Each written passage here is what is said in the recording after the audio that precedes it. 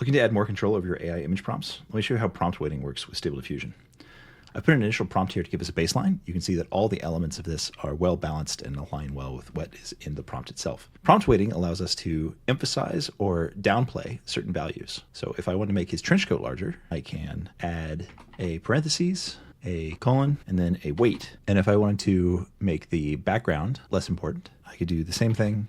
And you can see that this has made him more of a foreground. The trench coat is more of a primary focus of the image, and the background takes up less space. You can play with the weights here to get more or less emphasis on any particular item. It will affect anything that you've added within the parentheses. Make sure that you add the colon and then the weight amounts. 0 point plus the number for if you're trying to downplay, and a 1 point plus the number for if you're trying to emphasize. Try stacking weights to balance different details. It's simple, effective, and can give you some pretty interesting results.